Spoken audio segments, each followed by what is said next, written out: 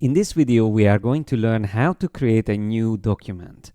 There's two ways of doing that. You can either click on the new icon here in the welcome screen, or you can go through the file menu. I'm going to choose this option here, which takes us to this dialog box where there's quite a lot of settings. In this video, I'm going to only use the most important parts of it. For example, choosing the profile, which is also can be considered the intent of the document. Because I'm going to create a very quick logo in this document, I will pick print for its intent, and the most commonly used size for that is A4, so I will stick to that. And the only thing I will change is the orientation. I will set it to landscape instead of using portrait. I'm not going to go into details about all the other settings here. We will come back to these later. For now, I'm just going to click OK. So that creates this new document in which we can already start designing. Every document will start with an artboard or multiple artboards, depending how you set it up. And these artboards essentially are like pages. So in the middle we have our document window, but around it is what we call the workspace or interface of Illustrator. And this is how it starts up the first time you open the application. Apart from these few elements that I have here in the libraries panel. This panel will only be available in Creative Cloud version of Illustrator.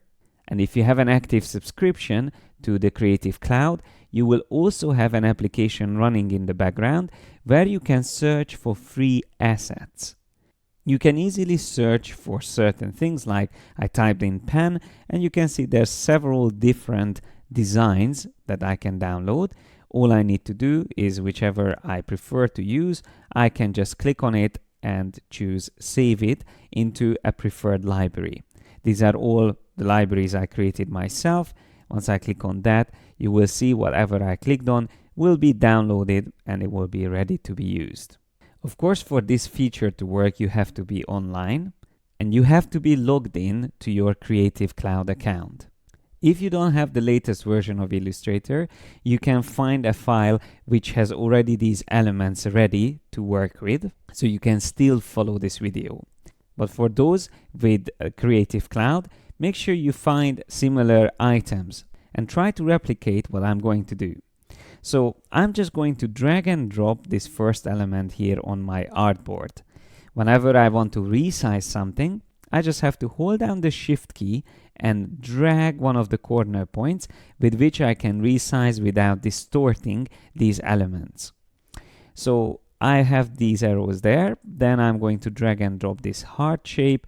Once again, I'm going to hold down the Shift key, click and drag and resize it to around the size of that. And you can see when I click and drag to move these objects around, these purple lines appear, which are called smart guides, helping me to align them. I'm going to drag and drop the pen as well. Again, Shift, click and drag, making it smaller, aligning it again to my design. And then I'm going to use the type tool now. From the toolbar, you can select it or you can press T on the keyboard. And once this tool is selected, all you need to do is to click anywhere on the artboard. Now, the font I wish to use is called Futura PT Heavy. Don't worry if you don't have this font. You can choose any font that you have installed on your computer. And I will type in A. It's a capital A. Then I switch to the arrow tool, the black arrow, which is called Selection tool, with which I can again move this around, or I can also resize it, holding down Shift and dragging a corner point. Now that I have the correct size, I just position it where I want this element to be. And then to duplicate this, I will hold down the Alt key or Option key and click and drag this onto the other side. Once again, I will try to align it where I want it to place it.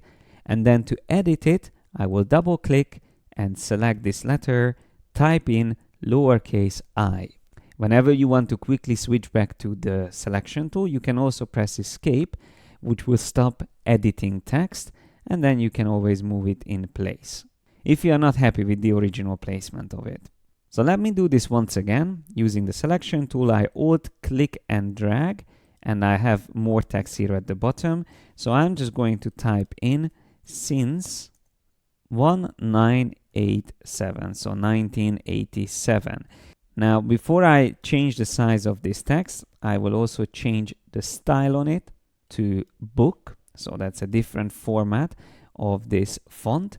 And I'm just going to reduce its size, again holding down the Shift key, until it gets to the size I wish to work with. So there you go, something like that.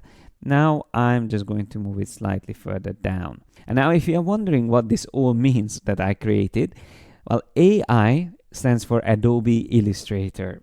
That is the icon of the software. And 1987 was the date when it was first introduced. So currently it's almost 30 years old. And the reason why I used a pen icon is because the pen tool is one of the most iconic tools in vector design.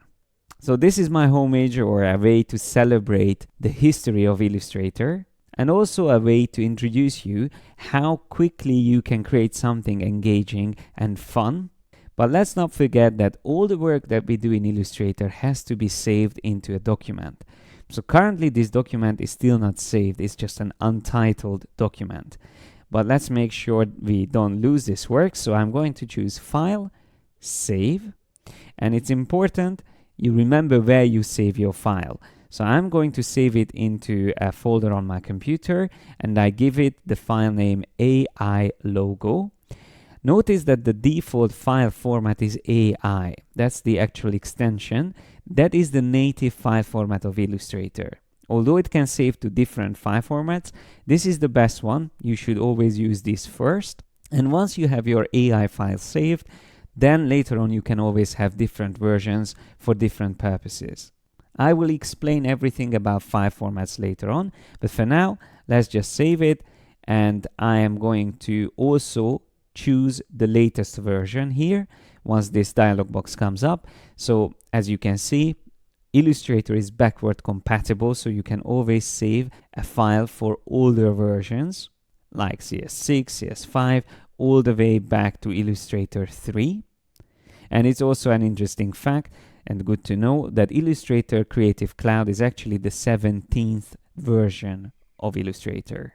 I'm not going to spend more time on this. I'll just click OK. And with that, we have our first project saved. Now, of course, you might be wondering that it would be nice to add some color or make this a little bit more exciting. But that's how far I wanted to take it at this point. Of course, we will come back to it in a later video. And just to see how we will be able to access this, I'm going to close the document from the tab, and I can either go into recent files and open it up from here, or from File, Open Recent Files. Of course, you can also use File Open and browse on the computer for any files. But in our case, I can just choose this, and that will take us back to the way it was saved. Now that we discussed how to work with documents, in the next video, we will look at how to work with artboards.